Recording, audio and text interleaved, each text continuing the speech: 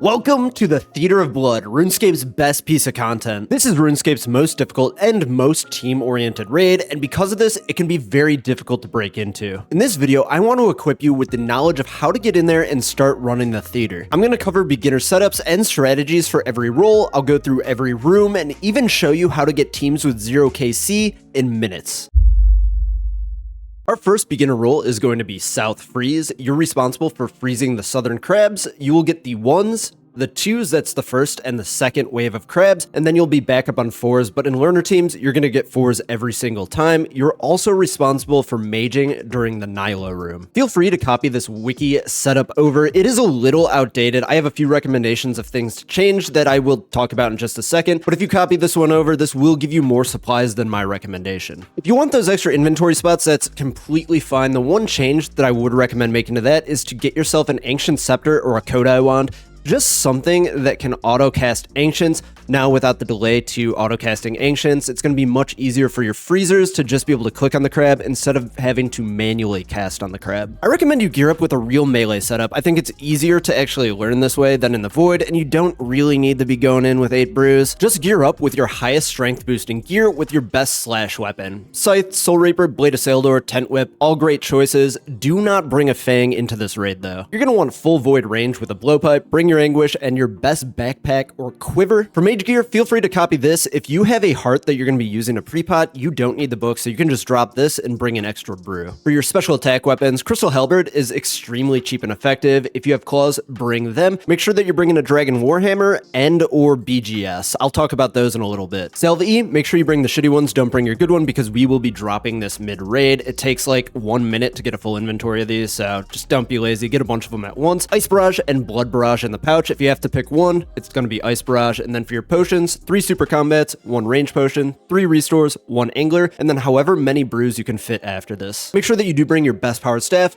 Trident, completely fine. This is just for the Nylos room. And I do recognize that this setup is pretty tight on brews compared to the Void Boy setup. If you're super worried about that, do the Void, it's no problem. This one's just going to be better DPS. At the end of the raid, this setup right here is going to allow you to go into Verzik with 4 restores and 5 brews, or 3 restores and 6 brews, which is well more than enough. Next up, we have North Freeze. You're responsible for freezing the North crabs during Maiden, which is the 1s, 2s, and 3s, and when you're more advanced, you'll also be responsible for catching 4s. Traditionally, you will also be responsible for meleeing during the Nylos room. For the sake of this video, the North Freeze setup is going to be identical to our South Freeze setup, so feel free to copy the Void Boy or our higher DPS setup from the last section. Our next role is range DPS. You're responsible for DPSing during Maiden and ranging in the Nylos room. Feel free to copy the generic Void setup from this slide, or you could do this setup instead. Like with our mage setups, we're looking to get your highest DPS slash setup for melee. Full Void range with a blowpipe is a non-negotiable, and then we will be dropping all of our mage gear except for the Trident. Special attack weapons are going to be discussed a little bit later in this video, but Crystal Halberd, Claws, and Dragon Warhammer remain the same. For the rune pouch, I recommend bringing Vengeance on the Lunar Spellbook. Melee DPS is very straightforward. You're going to DPS during Maiden, and then you also melee the Nylos. For the sake of this video, your gear setup will be identical to the range DPS role. One last thing, Blood Fury. Absolutely massive. It's pretty expensive, but it's really good for learning Tob.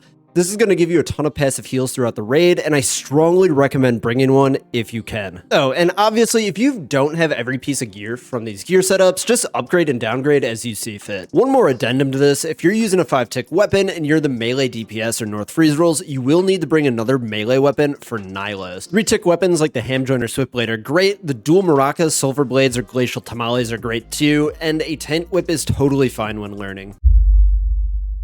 Alright, Dragon Warhammer, Bando's Godsword, which one should you bring? Let's take a look at what each one does first because it'll make this pretty obvious. The Dragon Warhammer and the Elder Maul, for those with deep pockets, do a percentage-based reduction of the enemy's current defense level of either 30 or 35%. The Bando's Godsword does a nominal defense reduction based off of how high you hit. This means that the hammer's percentage-based defense reduction is better when the defense is higher, and it makes the Bando's Godsword's defense reduction better when the monster's defense is lower. This means that you want your team to send their hammers first, so you get that percentage-based defense reduction, and then after those land, your team uses their BGSs to nominally lower it even further. Make sure you coordinate this with your team. Don't be that guy who BGSs before the hammers. You null a massive portion of your spec and make the hammers less effective. It's bad for literally everyone. So which one of these should you actually bring? Either the hammer or the BGS?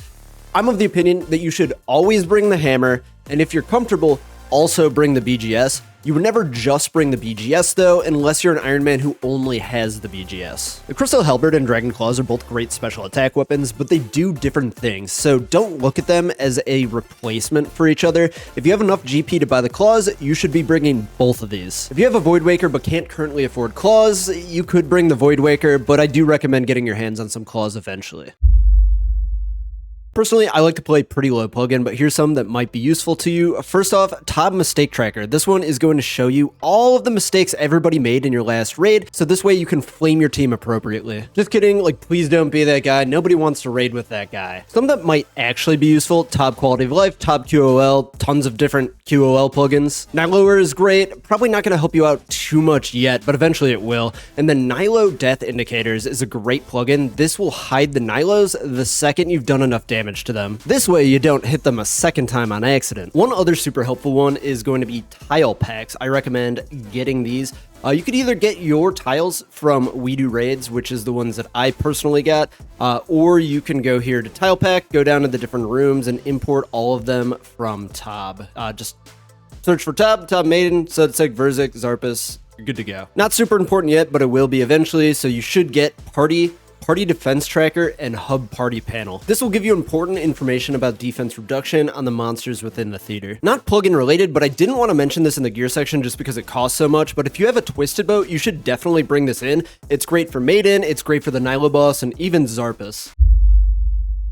I'm going to talk about how to find a team at the very end of the video. Let's go through all the rooms so you know what to do before you group up with those people. First off, we're going to want a pre-pot. Sip a Divine Super Combat, Divine Range, use your heart if you do have one, and then 2 Anglerfish. Replace all these pre-pots with your raid potions and head on in there. Alright, our first boss is the Maiden of Sugadinti. This is one of the 2 rooms in the raid that is different based upon your role, so I will be going through the procedure for each role and assume you're running a 4-man, which is the easiest skill to learn in. 3-mans are fine to learn in too. I would not try to learn in a 5-man though. Maiden has 2 attacks. Her regular auto attack is magic based and drains your stats. Ignore the stat drain entirely at this point and just pre-magic the entire fight. Periodically, she will throw a blood. This damages you, drains your prayer, and spawns blood spawns. To avoid this, just move out of the way. Blood spawns leave behind a trail of blood behind them, which is extremely annoying. Avoid getting hit by blood like your life depends on it. At 70% health, 50%, and 30%, Maiden will spawn crabs. Your team must freeze and kill them before they reach her, or they will heal her a massive amount and increase her max hit. I'll talk about the strategy for this when we go through each role.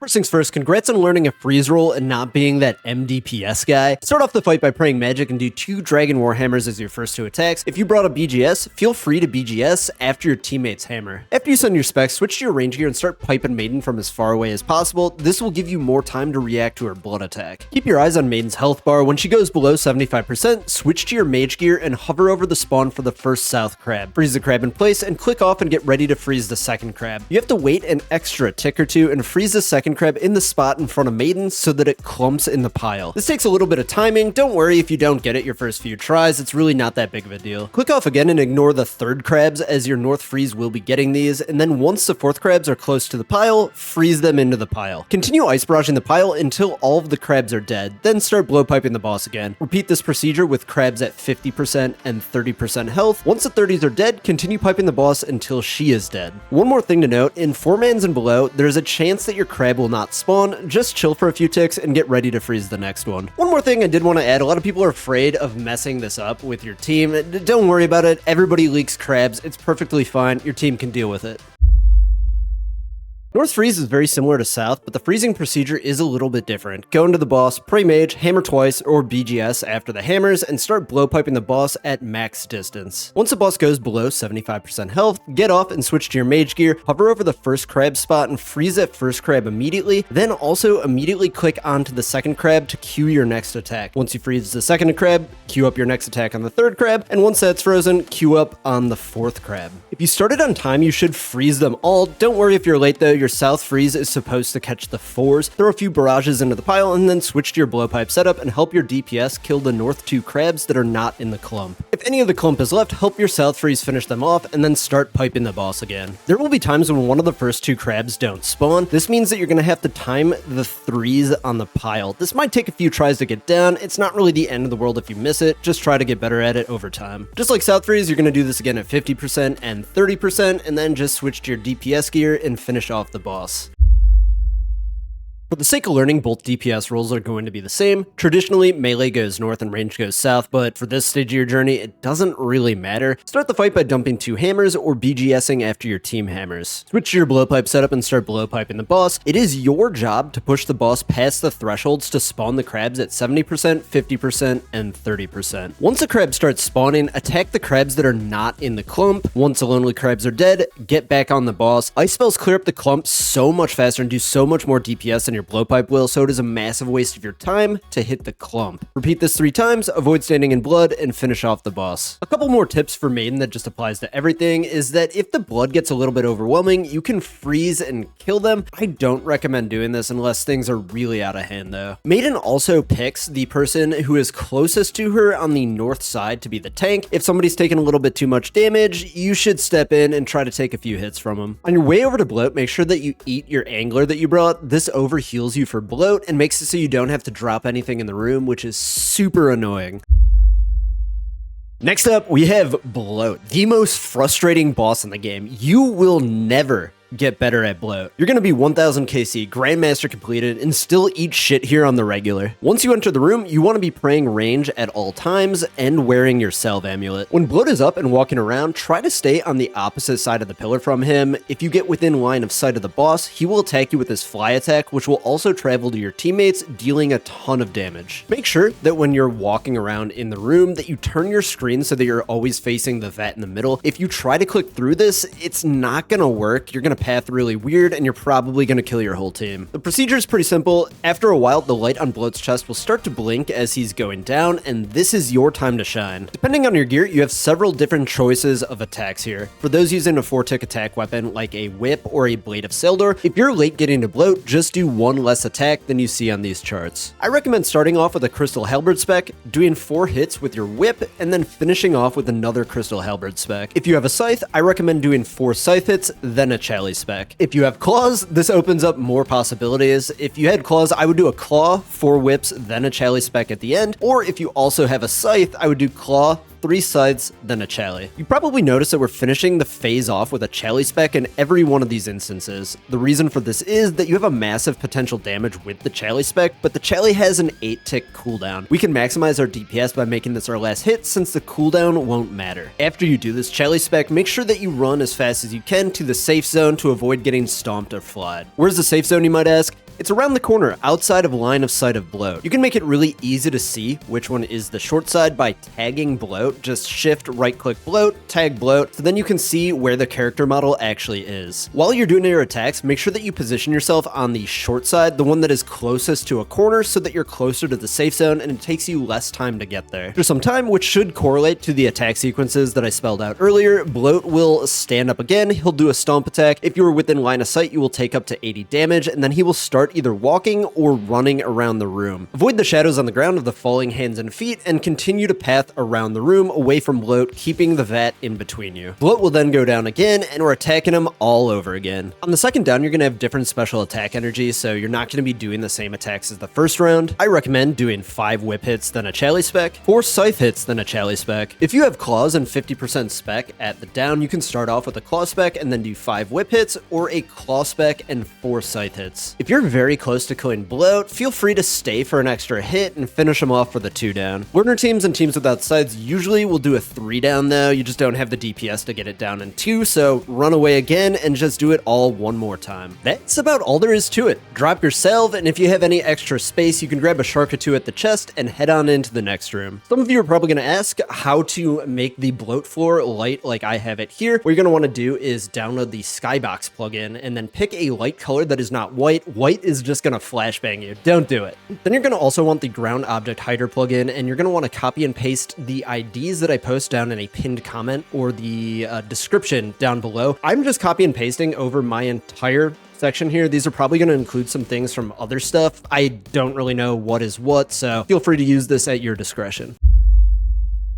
Nylos is my personal favorite room, and it does have the highest skill ceiling, and it can be very daunting to beginners. When you're first starting off, for every roll, the main thing that you're going to want to do here is to click the crabs as fast as possible. This might seem super obvious, but the only reason that you're ever going to wipe here is if you don't kill the crabs fast enough, and the only reason that that will happen is if people are standing around, not hitting them. Since this is likely one of your first times in the room, I'm going to keep this really simple and give you just general tips at first, and then roll specific tips second. First, the crab priority is aggros. These are the crabs that attack you, then kill the small crabs, and then the big crabs. Stick to your roll unless there are none of your crabs. This way you don't lose any ticks switching your gear. The second you see an XP drop, queue up your next attack. Don't wait to see if it died. Keep your eyes on the pillar health and prioritize the lowest one so it doesn't fall and damage everyone. And just stay calm. At the end, it gets super hectic. Just keep killing crabs. You'll be just fine. Mage roll. These are the blue crabs. The biggest advantage that you have here as the mage roll is your ability to clear multiple crabs with barrage spells. If there are 2 or more crabs in a clump, this clump is your #1 priority. Range. These are the green crabs. You have the best clearing ability in the team. The blowpipe being 2-tick is insanely good for clearing out a ton of crabs very quickly. It's really important that after you hit a crab, immediately target the next one, because losing a tick decreases your DPS by 50%. Melee rolls. These are the gray crabs. Since there's 2 of you, make sure to pick a side and communicate this with your team. A huge problem that I see with learner teams is that both melees keep on hitting the same crab. This is fine at the start of the room, but could be a wipe near the end when everything's hectic. After you finish off all the little Nylos, make sure that you pot up and switch to your melee gear, as the boss always spawns starting melee. One person should BGS once if you have it, otherwise dump your DPS specs, claw, chally, all of its good stuff. The boss will then change styles. This interrupts your attacks, so you don't have to waste any time clicking off of the boss. Make sure that you change your prayers first, and then switch to attack the boss with the appropriate style. When learning, it's really easy to get your inventory completely jumbled, so your first few of these, I recommend doing a much smaller switch. Just switching your weapon or doing a 2-way is completely acceptable when learning. You should be aiming to get 2 hits per phase with mage and melee, and ideally 4 range hits with the blowpipe, or 2 for the T-bow owners. Once you're done, quickly pick up your teammates' ammo and head into the next room. Make sure you have your tiles marked, since it's very important that you're standing in the right spots. And before you start the room, you're also going to want to determine your special attack order with your Dragon Warhammers. 1 means immediately on entry, 2 is after the first maze, and 3 is after the second maze. In a 4-man, you'll have 4 different rolls: 1-2, 1-3, 2-3, and fill or backup. What the backup roll does is watches to make sure everybody hit their hammers. If somebody misses, you'll then send your hammer. Sotetseg has 3 auto attacks: his melee attack, which can hit up to 45, then a magic attack, which can be identified as a red projectile. He has a range attack, which is a black projectile. If you do not pray correctly against either of these 2, you will take up to 50 damage, and your prayers will be disabled for a short amount of time. He also has a special attack where he will fire out a big ball at one of the players. You should all group up at the center tile in front of the boss to share this damage. To start the room, pray magic and piety and attack the boss. Move to your tile while being careful to pray correctly against his attacks. Make sure that you keep an eye on the player that is diagonal to you, as it can be hard to see the projectiles as they travel under Sotetseg. At 66% health, the first maze will spawn. 1 player will be chosen to go into the Shadow Realm and run the maze. Everyone else will be on top and will have to follow the player that is in the Shadow Realm. If you're chosen, go to the first tile of the maze, then make your way to the 3rd row. Wait a few seconds for your team to get there, and then start sending the maze. Go as fast as possible, because once the people up top go past the 4th row, a tornado is going to start chasing them. It's going to wipe your whole team if it gets to them. Don't let that happen. Make sure that you don't go off-road, and when learning, just do straight lines. Don't get cute with L movements or anything, because you probably won't be doing them correctly, and you're going to wipe your team. Make sure that you step on the last tile of the maze, and then exit the portal at the end. If it's your turn to spec, send your specs, DPS the boss till you have to do this all over again at 33%, and after that second maze, the 3s will send their final hammers, and then DPS the boss till he is dead. Then we have our final chest. I recommend for learner teams to have 3 or 4 restores, a stamina potion, and then as many brews and sharks as you can fit. Xarpus and learner teams should be very simple. Remember, this is a supplyless room and you should not be using bruiser restores during this boss. The fight starts off with the Exhume phase. All of these skeletons will come up through the floor and you have to stand on them. Your spot from Sotetseg is going to be the same spot for Xarpus. You're responsible for standing on all the Exhumes in your quadrant. Make sure that you're prioritizing the new ones if you have two at the same time. One of the biggest mistakes that I see new players do is do not run off to Narnia to help somebody with their Exhumes. It's always going to come and bite you in the ass. Focus on your own. After all the Exhumes are done, pot up and get ready to use your Warhammer specs. Make sure that you spec from the middle tiles of Xarpus. Do not spec from the corners. If you have a BGS, make sure that you send that after the hammers. Once your specs are done, switch to your range gear and go to the outside of the room. It might not look like it, but the blowpipe can actually hit Xarpus from every single tile in the room. Make sure that when you're starting off, you're touching the outer wall. Keep piping the boss until he looks at you. When he does, move 2 tiles away and continue shooting him with that blowpipe. His clickbox is really weird too. If you're yellow clicking through him, you might find it a lot easier to click on his shadow instead. At around 27% or so health, he will screech, stop attacking the boss, and put on your melee gear. He will now stare at different corners of the room. Your job is to attack him when he is not looking at the corner that you are in. You should be able to get 2 hits in every time with a whip, but if you are late, just do one of them. Sights will get 2 hits, then 1 hit, and then 2 hits again if on time. Make sure that you're always attacking from a quadrant. Do not attack from that middle tile that's in between the quadrants. Keep on hitting the boss until he is dead. Before you head into Verzik, somebody from your team is going to have to pick up the staff. This is usually going to be your melee DPS or the ranger, since you guys have way more space than the mages. Before we go into this, Verzik is probably the most complicated encounter that you will experience to date. We'll be breaking this down into each phase, but realize this is going to be like drinking from a fire hose. The only way that you're actually going to get it down is going to be to keep on sending this more attempts after more attempts and learning something every time. For phase 1, Verzik is on her throne, and you have to break her shield and get her to come into the room. The most important part of this fight is using the Dawnbringer staff that you picked up outside of the Xarpus room. The orb order in the upper left hand of the screen is the order of who will do their special attacks when. You will also be hiding from her magic attacks behind this pillar. This tile here is not considered behind the pillar, and it is not safe, but this middle tile right here is. Make sure that you are clicking this tile inside of the pillar to return to the pillar so you don't accidentally click on the staff and get nulled and take damage. First, drop a brew and restore near your side from Sotetseg and Xarpus. If you have a lot of supplies, consider dropping 2. These are for your team to use in the case that you die. Go to this tile in front of Verzik, and once everyone is there, pray magic. If you do not pray magic and you get hit, you will get 1 hit. The first player in the orb order will queue up a Dawnbringer spec, and they will start the fight. If you are not the first person, be in your melee gear and just spam click the boss. The procedure is as follows. Player 1 will do 2 Dawnbringer specs, drop the staff, and then they will then do 2 whip hits or 2 scythe hits and run back behind the pillar. Player 2 will do 2 melee hits on Verzik, then pick up the staff and do 2 Dawnbringer specs as they run back to the pillar. If you are late picking up the Dawnbringer or late getting your spec off, just do 1 spec, then drop the staff behind the pillar. It's more important to keep the cycle going than it is to get 2 off now. Players 3 and 4 will do either 4 whip hits or 3 scythe hits, then run back behind the pillar. The first time back at the pillar, players 1, 2, and 4 will watch for Verzik's legs to open, and when they are at their widest,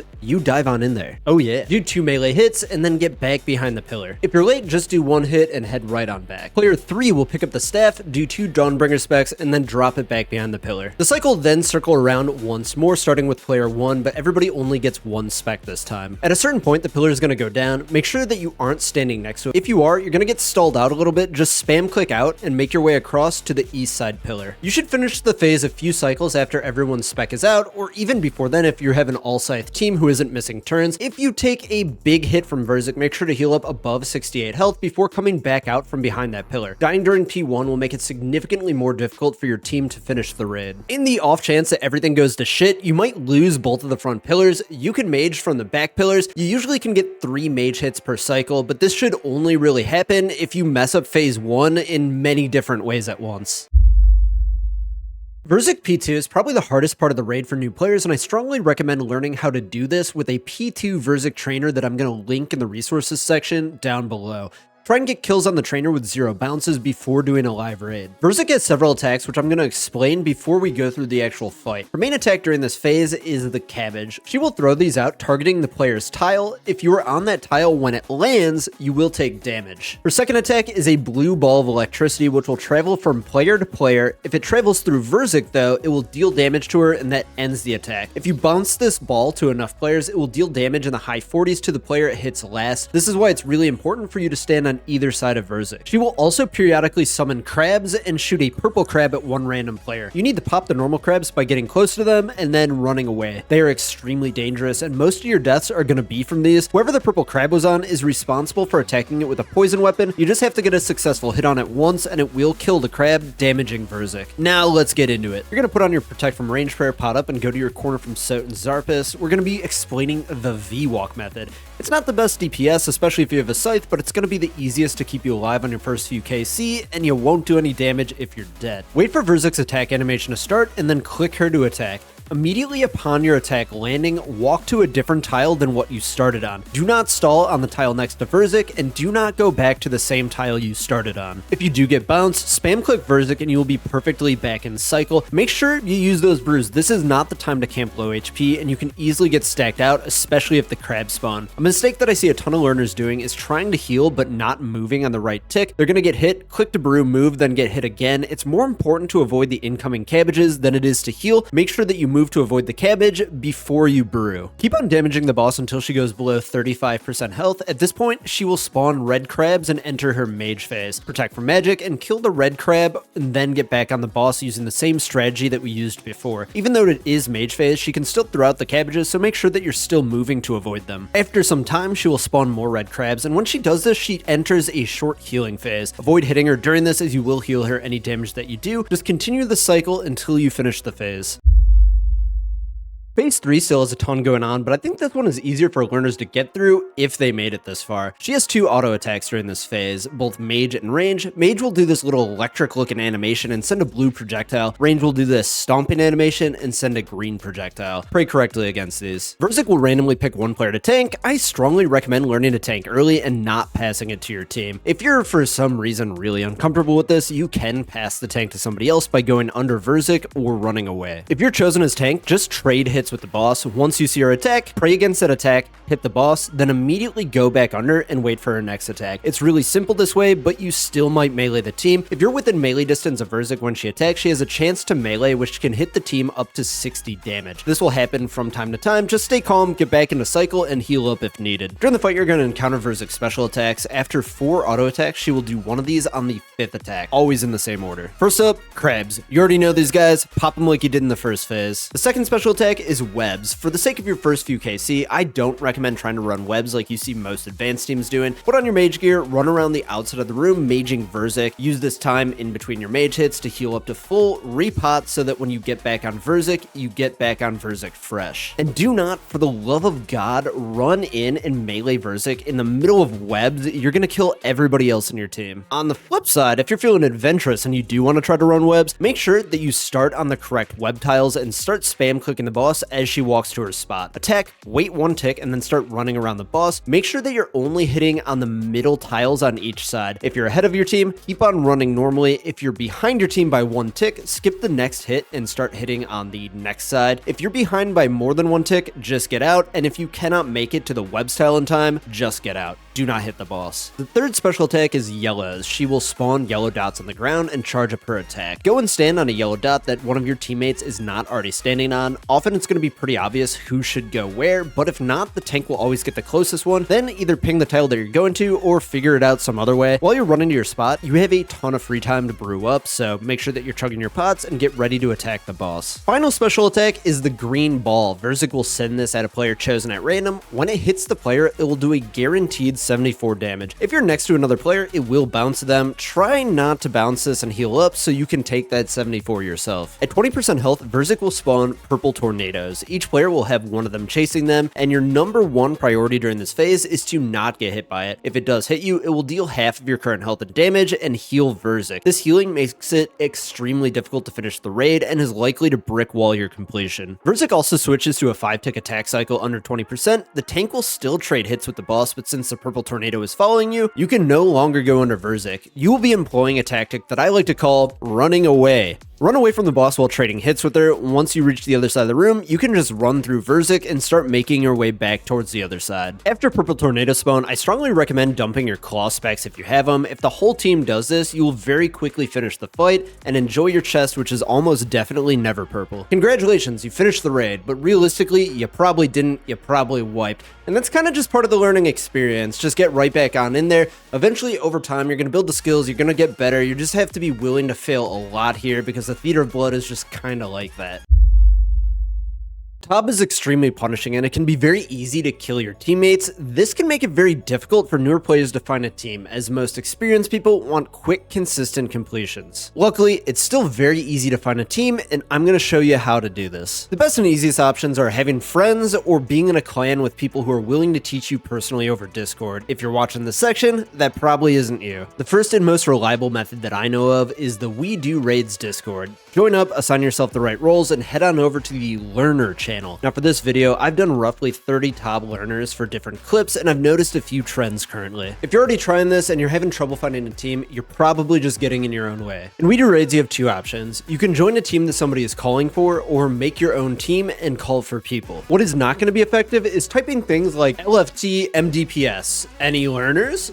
Any teams? And I'm not doing this section to be mean or make fun of anybody. I want you to be able to find a team quickly and get into TOB and start raiding, and this is just not an effective way to do it. What's going to be much more effective is either joining somebody who's actively recruiting, and if nobody is, being the guy who's actively recruiting. Pick your world, pick your role, and then type the world +3 and then list out the open roles. Then all you got to do is go to the board, make a party, and then accept people as they come and apply. I guarantee you this is going to work because I just did it 30 times to make this video. Another YouTuber, Edicon, has a learning server as well. I'm not in it personally, so I can't really give you any advice on how etiquette works there. And our final option, 416. This is the free-for-all world, and people do treat it as such. This is the Wild West of the Theater of Blood. I'm going to be real with you. It is going to be pretty hard to find a team with single-digit KC here, but you absolutely can. I'd recommend making your own team at the board and then just spamming people to join you. Thank you guys so much for watching. I hope you got something out of this video. I hope I got you into the theater and started running it. I hope I could help you guys learn to find teams a little bit easier. I see a ton of people struggling with that right now. This is my favorite piece of content, and I hope you guys enjoy it as well. Make sure you like the video, subscribe to the channel, and I'll see you guys in the next one.